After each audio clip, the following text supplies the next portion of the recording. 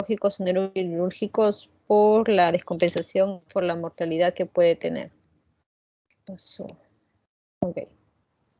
Entonces, la hipertensión endocraniana y lo que me preocupa y lo que aumenta la mortalidad en una hipertensión endocraniana es el cuadro sostenido o la herniación cerebral que puede suceder producto de cualquier evento o causa neurológica que afecte las estructuras del cerebro y por lo tanto pueda comprimir las áreas vitales. ¿Ya? Entonces, ¿qué significa que un paciente esté con una hipertensión endocraniana severa o con lesión cerebral? Que los mecanismos, que los vamos a ver en un momento, se han perdido. Cuando nosotros evaluamos básicamente en un paciente con hipertensión endocraniana, para eso tenemos que conocer que existen tres tejidos o áreas que ocupan un volumen dentro de la cavidad craneal. El 80% del contenido de la cavidad craneal está dado por el parénquima en sí, por el cerebro. El 10% corresponde a la sangre y un 10% adicional corresponde al líquido cefalorraquídeo. Ese es el porcentaje por el que más o menos está distribuida los compartimentos y los volúmenes dentro de la cavidad craneal. Tejido cerebral un 80%, líquido cefalorraquídeo un 10%, y luego a lo que corresponde a la sangre, distribuida entre sangre arterial y sangre venosa, corresponde también un 10%. Poco más, poco menos. ¿Cuál es la etiología o los cuadros asociados a la hipertensión endocraniana en general? Cualquier alteración de estos tres compartimientos, que puede ser el parénquima, puede ser en la sangre o puede ser el líquido cefalorraquídeo, cuando se pierde este balance puede causar cuadros de hipertensión endocraniana. Entonces ustedes pueden ver muchas clasificaciones que los centran a las causas que directamente se relacionan con el incremento del volumen cerebral, como por ejemplo pudieran haber los hematomas, pudieran haber los tumores, los abscesos o pacientes con un traumatismo craneoencefálico severo que causa edema cerebral difuso. Es lo mismo decir que el cerebro se hincha, ¿no?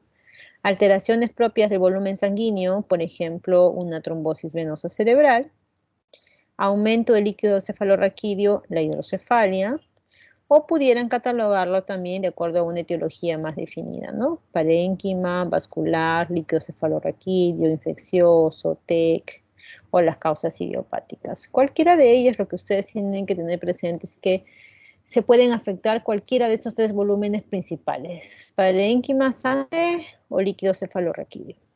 Las causas, innumerables, jóvenes. Lo que ustedes hay que saber es, digamos, hay ciertas patologías que nos dan un poquito más de tiempo a actuar y otras que son muy, muy abruptas.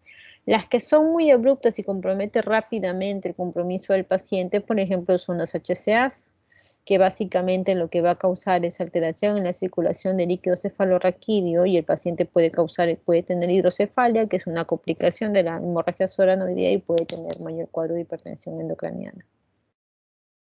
Los eventos traumáticos, mientras más severos, pueden causar la hipertensión endocraniana a través de diferentes mecanismos: el efecto de masa propio del parénquima, el edema, e incluso la vasodilatación en los vasos sanguíneos.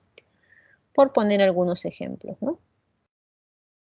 Acuérdense nuevamente de estos tres compartimientos: cerebro 80%, sangre y líquido cefalorraquídeo. Todo bajo condiciones fisiológicas normales, que es lo que representa la doctrina de Monro y Kelly, es que siempre hay un influjo, por así decirlo, y hay una salida del flujo sanguíneo. O sea, todo se mantiene en una homeostasis a través de las expensas de estos compartimientos. Puede suceder, como se pone en el ejemplo de acá, es que existe un volumen o una porción de estos que hemos conversado que tenga un incremento de lo habitual en su volumen o que ocupe un espacio, como por ejemplo un proceso expansivo, ¿no? Este proceso expansivo va a quitar volumen, ¿no?, en ciertos volúmenes, de repente expensas de líquido líquido, de repente un poco expensas del venoso, y puede causar, digamos, una alteración ya en lo que es el balance en el manejo de la hipertensión endocraniana, ¿no? Hasta cierto punto, estos mecanismos que si aumenta un poco el volumen del plasma, digamos, aquí de la sangre lo puede compensar disminuyendo el volumen de estos, tiene un mecanismo de amortiguación, un mecanismo de mantenimiento. Pero llega un punto que estos mecanismos, para tratar de mantener el volumen de estos tres compartimientos de forma casi proporcional, como se había mencionado antes, se pierde porque ya es mucho el incremento o el sacrificio que tengan que hacer alguno de los volúmenes para perder su espacio y dar expensas a otro volumen que está incrementando en cantidad. Para esto también nos sirve mucho evaluar lo que es la volumen. Las X, ustedes el volumen intracraneal, realmente nos referimos a los tres espacios que dan al volumen intracraneal, y en la línea de la Y ustedes van a tener la presión intracraneal. Estos tres volúmenes se mantienen constantes. Un intracraneal está en condiciones normales, ahí, ¿no? En esta situación hay si hubiera un incremento o una disminución de uno de los volúmenes entre este margen, que más o menos es cuando el volumen intracraneal está entre 0 y 50, se mantiene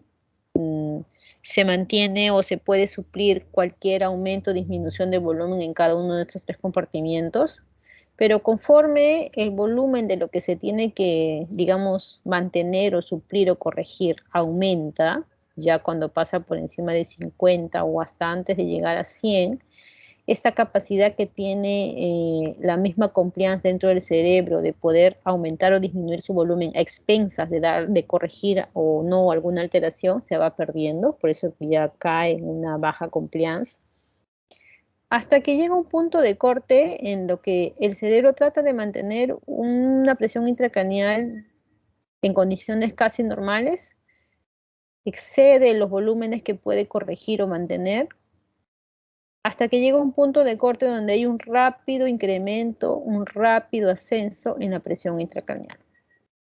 La alta compliance, volúmenes hasta 50, por así decirlo, son unidades arbitrarias. Miren ustedes acá, no es que sea rajatabla, es como para dar cuenta de alguna regla, por así decirlo. Pasa de 50 a 100 y esta capacidad o esta elasticidad que puede tener el parénquima, la sangre y el líquido cefalorraquídeo disminuye, pero llega un punto de corte en que cuando ya se pierde esta capacidad de compliance del cerebro, rápidamente se ve el incremento de lo que es la presión intracraneal. La curva ya no sigue este crecimiento lento, incluso hasta cuando hay baja compliance, sino rápidamente se observa un incremento de la presión intracraneal y es lo que sucede en los cuadros neurológicos severos, ¿no? Cuando relativamente estable, con un poco de dolor de cabeza, un poquito de hipertensión intracraneal, pero sucede algo que empeora y rápidamente el paciente puede caer en con hipertensión endocrinal severa. Es debido a curva de volumen que mantiene hasta cierto punto bajo control la presión craneal, pero incluso hasta la baja compliance que se debe a expensa de estos tres volúmenes y rápidamente se produce el incremento de la presión intracraneal. Cuando compensación, porque hay una alteración en uno de estos tres volúmenes, una compensación de alta compliance, la presión intracraneal no varía. Cuando esta compensación va disminuyendo, ¿no? Hay una baja compliance, pero todavía se mantiene, hay un discreto ascenso casi en la parte final cuando se va terminando la baja compliance. Pero cuando ya la elasticidad o la compliance a nivel cerebral se pierde, se produce un ascenso marcado, casi vertical, de lo que es la presión intracraneal. Y en este ascenso marcado, casi vertical, de la vasculatura, puede haber lesiones isquémicas, puede haber la herniación cerebral y al final el paciente termina en cuadros de hipoxia o anoxia severa, ¿no? No se olviden de la curva de autorregulación cerebral que he comentado cuando hemos hablado hemorragia, cerebral.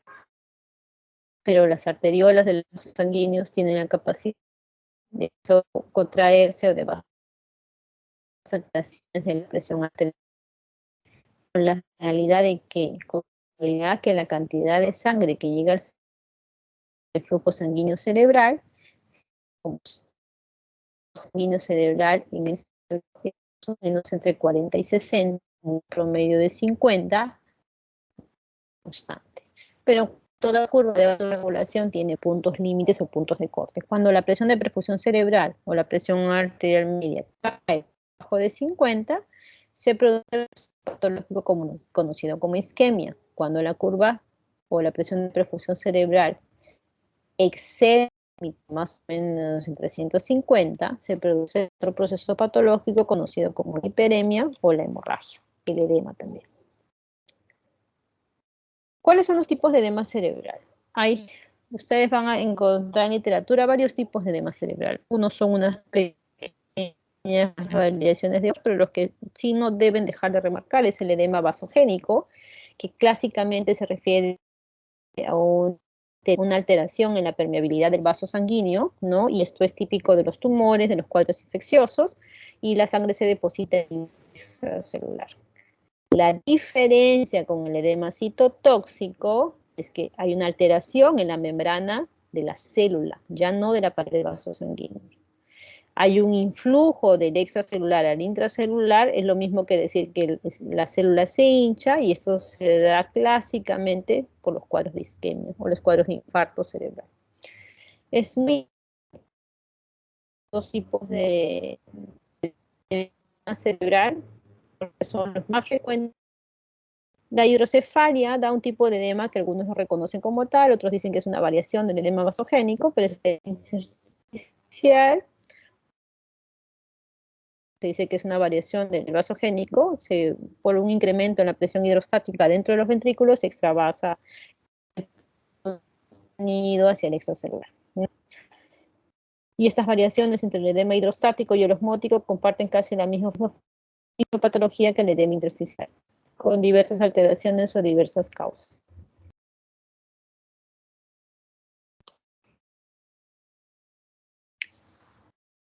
La presión intracraneal en condiciones normales más o menos está en 10 milímetros de mercurio. Intervalos o puntos de corte entre 7 y 15, para tener una regla general. Los niños, por supuesto, tienen menor rango de presión intracraneal y se considera la hipertensión endocraniana cuando la presión intracerebral excede de 20 milímetros de mercurio por más de 5 minutos. Esa es la definición aceptada y la más ampliamente usada de hipertensión endocraniana. Cuando la hipertensión endocraniana es severa, cuando ya no estamos en la fase de alta compliance, cuando ya no estamos en la fase de baja compliance, ya estamos en esa curva ascendente, y cuando hemos visto que hay sufrimiento del parénquima, puede haber daño en la microvasculatura, pueden haber lesiones isquémicas, se producen los cuadros de herniación cerebral. La herniación cerebral, como decir, el último y si el paciente no hace nada por corregir en ese momento, ese paciente está yendo camino al paro cardiorrespiratorio y por lo tanto a la muerte. Miren ustedes aquí en la figura A, esta es la parte medial, más medial del lóbulo temporal. La parte más medial del lóbulo temporal tiene lo que se conoce como el uncus cerebral. Por eso es que este tipo de hernia se denomina la hernia uncal. La parte más medial del lóbulo temporal va a comprimir el mesencéfalo, que está justo ahí donde está el puntero. ¿Qué cuadro clínico creen ustedes que puede tener un paciente con compromiso del mesencéfalo?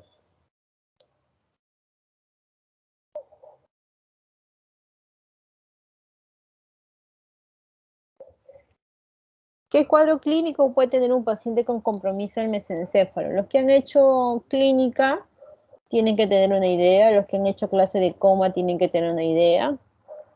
¿Qué cuadro clínico puede tener un paciente con compromiso del mesencéfalo? En pocas palabras, ¿qué nervio craneal podría estar comprometido en un paciente con compromiso del mesencéfalo? Tercer par. Ya, y si hay compromiso al tercer par, muy bien. ¿Cuál sería la manifestación en el paciente? Tercer par, ¿qué es lo que se te viene primero a la cabeza?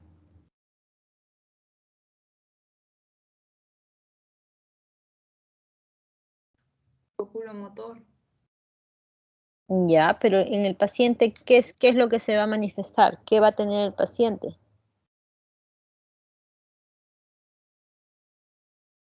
¿De qué se encarga el tercer par? El tercer par tiene una función motora y tiene una función parasimpática.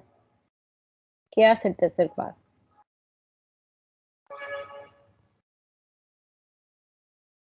El tercer par hace la miosis y si hay compromiso el tercer par, ¿qué va a tener el paciente? Va a tener midriasis. En conclusión, ¿qué va a tener el paciente? Anisocoria. Cuando ustedes están evaluando un paciente en coma con hipertensión endocraniana severa y le ven anisocoria, lo primero que tienen que pensar, este paciente se está herniando, es una herniación de tipo uncal, por la relación que acabamos de comentar, y si no se hace nada ahorita, este paciente se nos muere. Punto 1. Cuando la lesión viene por la parte medial a nivel cortical en los hemisferios, produce una presión, como se dice, ¿no? Una presión hacia abajo. Esto se llama la hernia central. Cae, hernia central. ¿Qué va a producir? En todos los tipos de herniación, hipertensión endocraniana severa, cefalea, náuseas, vómitos, pérdida, alteración del sensorio. Los cuadros previos son cuando todavía la hipertensión endocraniana está ciertamente compensada, ya que hemos explicado que hay mecanismos de alta compliance y los mecanismos o las fases de baja compliance. Cuando la herniación es de comprime o hay una desviación de la línea media, como hemos visto clásicamente en varias imágenes, ¿no? Que hay una lesión en un lado de un hemisferio y comprime hacia el otro lado, no es tan central como su nombre lo dice en la lesión central, esa es la herniación transfacial, cuadros de hipertensión endocraniana severa, y la herniación foraminal, o también se llama la herniación amigdaliana, es porque el cerebelo, ustedes saben, tiene las amígdalas cerebelosas. ¿Qué sucede si hay una lesión en tronco, cerebelo, el mismo tronco, que comprime justo este nivel que corresponde a la zona vulvar? ¿Qué va a pasar en el paciente? Esta es probablemente una de las herniaciones que tiene mayor riesgo de muerte súbita o muerte en el mismo momento, ¿no? Comprime el bulbo, está el centro de la función respiratoria, la función cardiovascular, y el paciente entra rápidamente en paro. Por eso es que cuando ustedes tienen un paciente con hipertensión endocraniana severa, a nadie se le ocurre ir a hacerle en el momento una punción lumbar. Porque si yo hago una punción lumbar y digamos que busco, porque voy alucinando, por acá está la columna lumbar y le voy a poner aquí la agujita y voy a sacar un poquito de líquido, por aquí se va a fugar la presión. Todo esto se cae porque está bastante comprimido, comprimo, la amígdala cerebelosa comprime el bulbo y el paciente se muere. Entra en paro, no hay nadie que lo salve. No se olviden que la punción lumbar tiene por eso sus contraindicaciones. Hipertensión endocraniana severa, a nadie se le va a ocurrir hacerle una punción lumbar al paciente. Muy bien. ¿Cuáles son los signos tempranos y los signos tardíos de hipertensión endocraniana? Cuando el paciente tiene cefalea, náuseas, vómitos, alteración del sensorio en coma, cualquiera diagnostica una hipertensión endocraniana. Lo que hay que saber es cómo podemos detectarlo previamente. Las cefaleas las cefaleas que causan signos de alarma son las cefaleas gravativas, las cefaleas que despiertan al paciente en la noche. Un paciente de 50 años que nunca en su vida ha sentido cefalea no es normal. Los pacientes que les estén irritables, que les molesta la luz, les molesta el sonido, vómitos, todos estos cuadros que de repente cuando no son tan manifiestos pueden uno llamar la atención para un cuadro de hipertensión endocraniana. Ya cuando el paciente convulsiona, pues ahí ya no hay mucha duda diagnóstica, ¿verdad?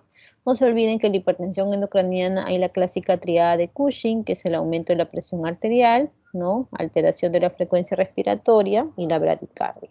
Ese es un hallazgo clásico de la hipertensión endocraniana, pero ya es cuando la hipertensión está básicamente establecida, ¿no?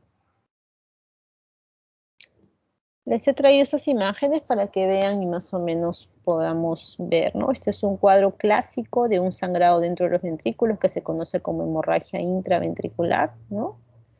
que aparentemente no hay una desviación marcada a línea media, pero sí tiene una hipertensión endocraniana severa, porque esto no va a hacer que se reabsorba el líquido cefalorraquídeo y este paciente rápidamente va a ir a la hipertensión endocraniana. Siguiente imagen. Acá miren esta imagen donde está el cursor, que tiene una forma de una convexidad, bien pegadito a la corteza, y acá hay la clásica desviación de línea media con colapso del ventrículo. Esto sería la hernia tipo subfacial. Esto corresponde a un cuadro de un hematoma. ¿De qué tipo? ¿Epidural o subdural? Convexidad hacia afuera. Lente biconvexo, epidural. Siguiente imagen, sangrado en los valles silvianos, sangrado en la cisura interhemisférica anterior, sangrado en la cisura prepontina, leve dilatación de los cuernos temporales, diagnóstico, hemorragia subaranoidea.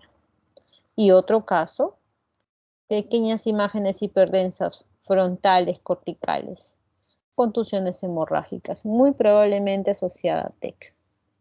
Entonces,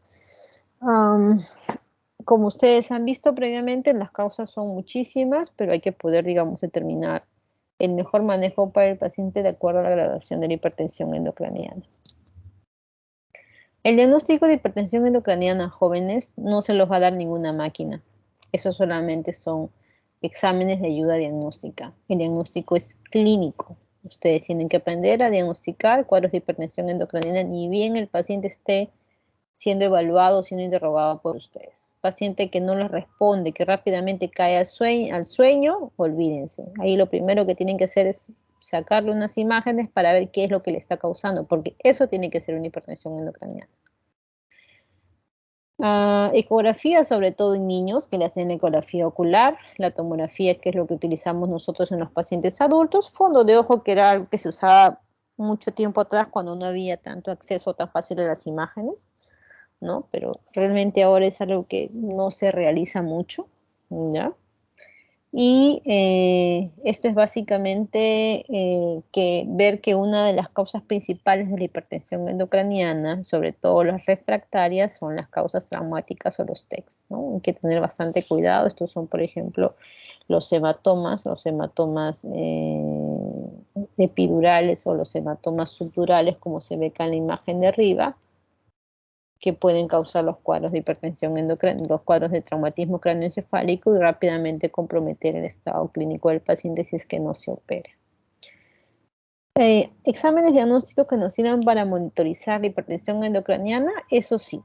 Y el más usado, y que se manejan en la mayoría de las UCIs, son, por ejemplo, los monitoreos de la presión intracraneal, ¿ya? Que colocan los neurocirujanos. Se pueden utilizar el drenaje ventricular externo, pero tendría que ser con dispositivos propios para eso porque es su punto de entrada. Se le pone un drenaje ventricular, pero eso se infecta y luego el paciente termina con una ventriculitis y su pronóstico será peor. Y el Doppler transcraneal es la técnica de elección no invasiva para el monitoreo de la presión intracraneal. ¿Cómo más o menos nos podemos dar cuenta? Esta imagen que ustedes ven acá resaltada con el cursor es la forma normal de las ondas cerebrales, las velocidades de flujo sanguíneo a nivel cerebral, porque esto es lo que medimos, son velocidades, no es en realidad el espectro, no es el flujo.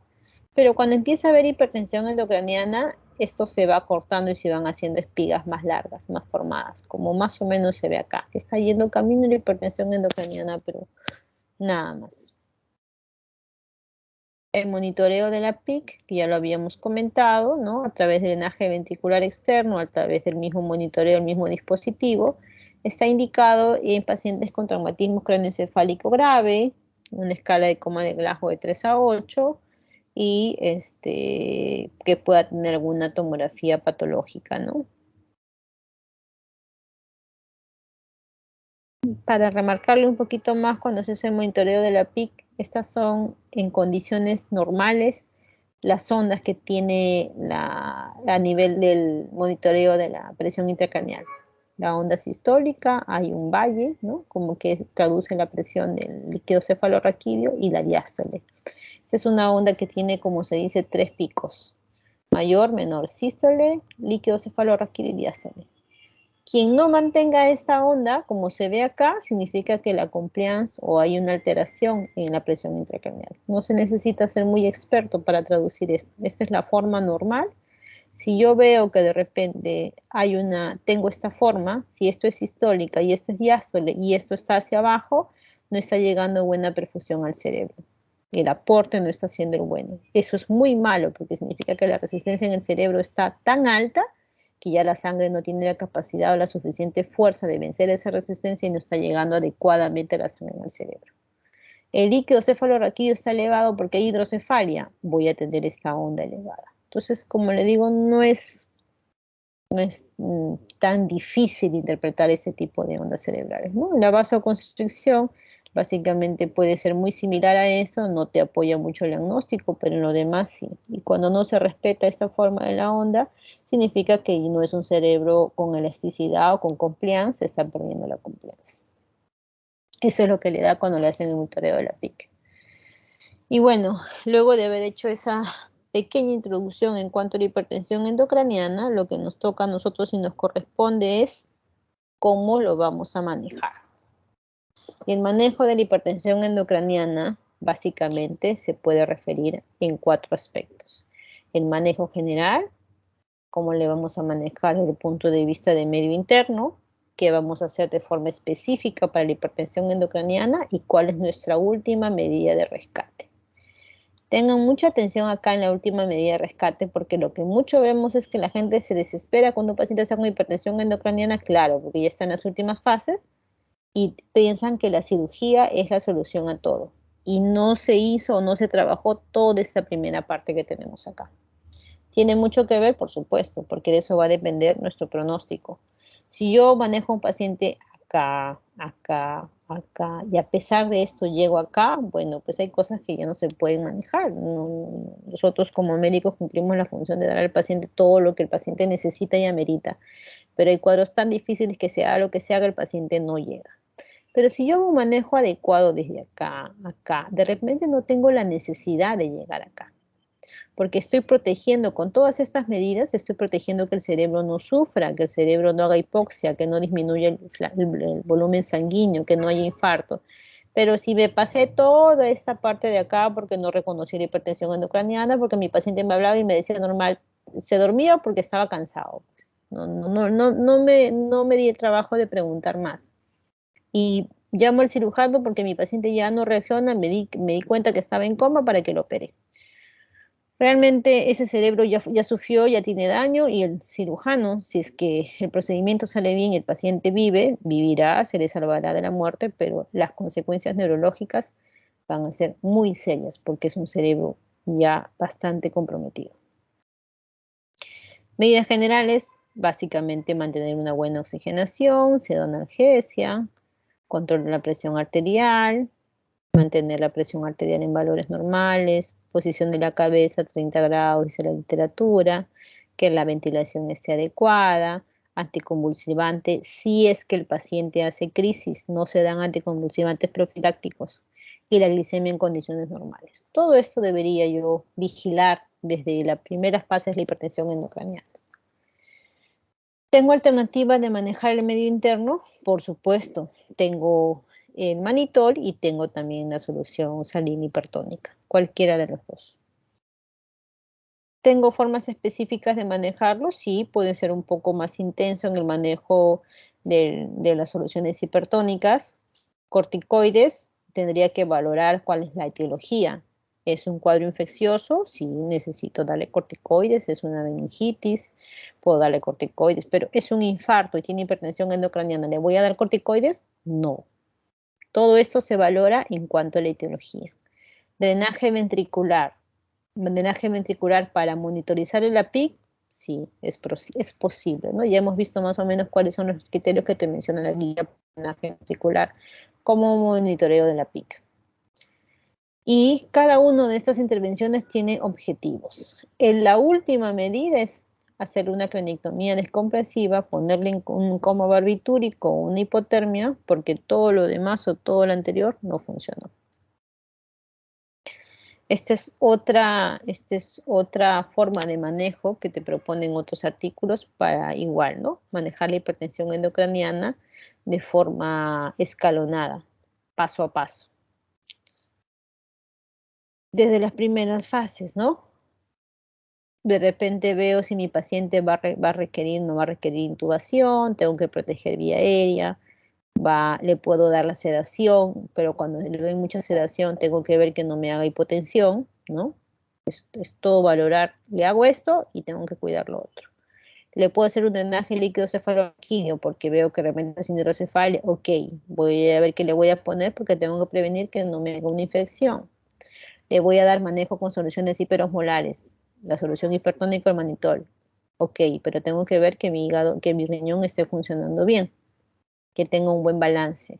Le voy a inducir la hipocapnia, o sea, lo voy a hiperventilar, ok, pero tengo que estar consciente de que esto no puede ser excesivo y al final le cause un infarto.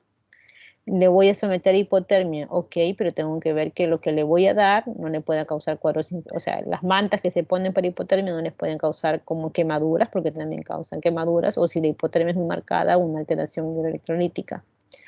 Lo voy a someter a un coma barbitúrico. Nuevamente tengo que vigilar la presión y los comas barbitúricos están asociados también al incremento de las infecciones. Y mi último paso, porque estoy en la craniotomía descompresiva, que es la terapia de rescate, tengo que ver pues que de la zona de la cirugía o la operación no haya una infección, no hayan hematomas, no hayan hidrocefalias, no hayan fístulas, etc. Cada una de las intervenciones tiene pro y tiene contras.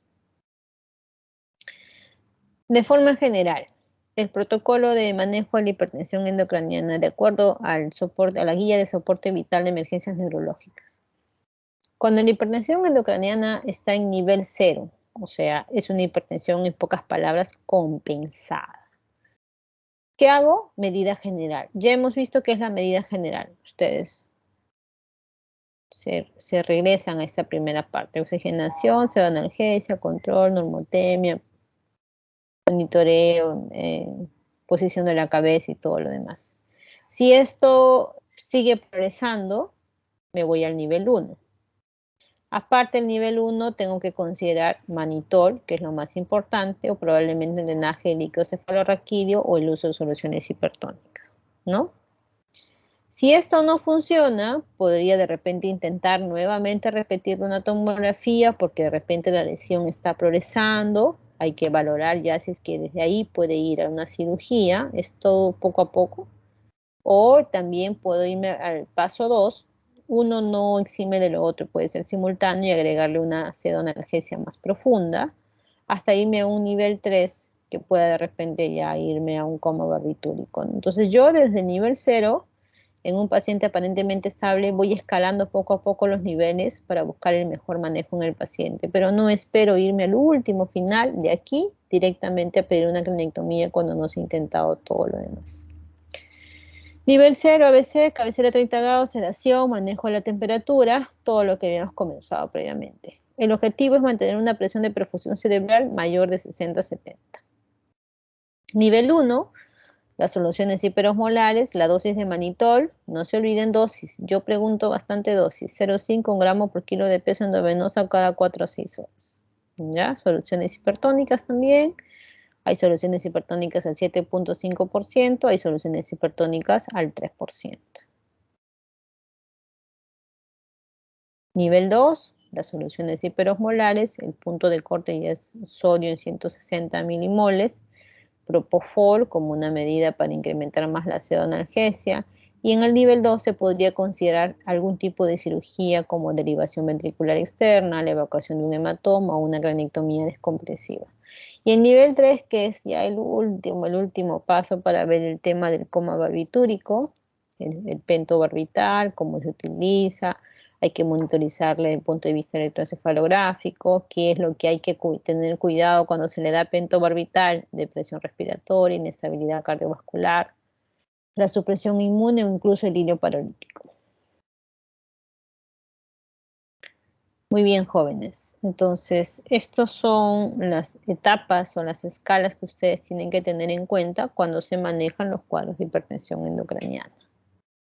No hay nada más No hay nada más, digamos, que complique en cuanto al manejo de esta patología, excepto lo que acabamos de ver. Tienen que más o menos tener los conceptos de cada uno de los pasos o actuación que se podría hacer en el manejo de esta patología. En el examen yo no les voy a preguntar, pues dígame el manejo 1 de la hipertensión endocraniana, ¿no? Acuérdense que el examen es en base al cuadro clínico. Les podría poner un cuadro clínico de un paciente, no sé, les digo, paciente de 50 años que acude porque tiene un infarto cerebral y el estado neurológico muestra el paciente despierto, alerta, orientado en las tres esferas, y en 2 horas de evolución el paciente tiene tendencia al sueño. Entonces ustedes ya más o menos se dan una idea, ¿será una hipertensión endocraniana en estadio 3? No, pues no está intubado, no está en coma ni nada, está somnoliento. Probablemente sea un nivel entre 0 y 1 de repente. Entonces ustedes en base a eso ya más o menos saben qué es lo que deberían pedir y cómo se debería manejar. Ese es el estilo de cómo van a ir las preguntas, jóvenes. Y lo que les he remarcado en la clase es más o menos lo que se pregunta. Tienen mucha suerte porque no se pregunta nada que no se habla en la clase. Sí, porque si me iría a la referencia bibliográfica, Dios mío, ¿cómo terminaríamos? Ok, ¿tienen preguntas sobre este tema?